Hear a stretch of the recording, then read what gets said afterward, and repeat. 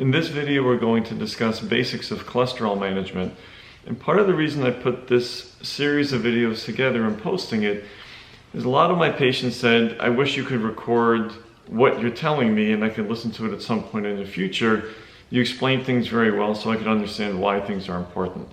But the other reason I'm doing this is I'm not posting controversial content or things that people can argue with. I'm trying to present facts. And unfortunately, in today's age of media, which this is going to be on YouTube, misinformation spreads so much faster than actual truth. And people tend to believe misinformation because it's what they want to hear more than the truth.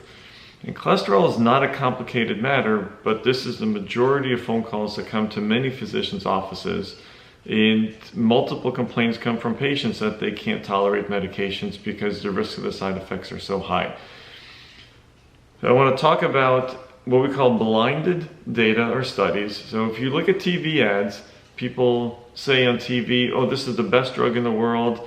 I have 10 people that are talking about how much this made me feel better and how much better I am with this drug. Well, that's great. There's something called placebo, which is a pill that has nothing in it. If you give placebo to 100 people and you tell people this is a wonder drug, 20 of those 100 people are going to feel better even though they got absolutely nothing. So the brain is able to convince people of a lot of things, whether it's true or whether it's not true. That's what comes to what we call blinded data. So blinded data are studies that are performed where patients don't know if they're getting an active drug or a placebo. Physicians, so the doctors that are giving them a drug, it's a bottle, it's blank, the physician doesn't know what a patient's getting, and outcomes are looked at during a trial. So at the end of the study, they look to see in the people that got drug A, whatever drug A is, whether it's an active drug or placebo, or drug B, which of those specific drugs had a greater benefit. And if they're both placebos, at the end of the trial, if there's a large enough trial, there's not going to be any difference. If they're actually testing a drug, the question is that drug more helpful than harmful, or is it more harmful than helpful? And that brings up statins, which are the most common cholesterol medications. It's also a class of drugs that has more benefit than almost any other class of drugs in the market. Yet, if you Google statins, the most common things that you see with statins are all the side effects and complications of statins, which are actually incredibly rare.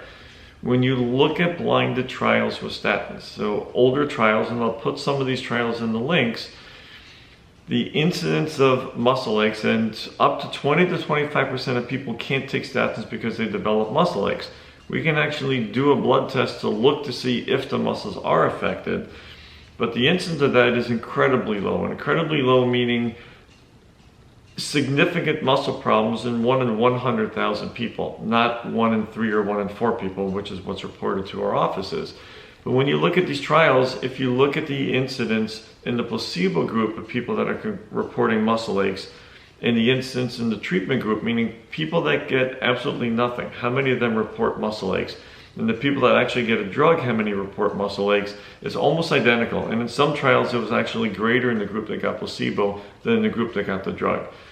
But statins in general lower risk of having a heart attack, having a stroke, or dying anywhere from 20% to up to 40%. And it depends on the patient population. In other words, the sicker someone is and the more risk factors they have and the more established the risk of heart disease is, the greater the benefit of the drug.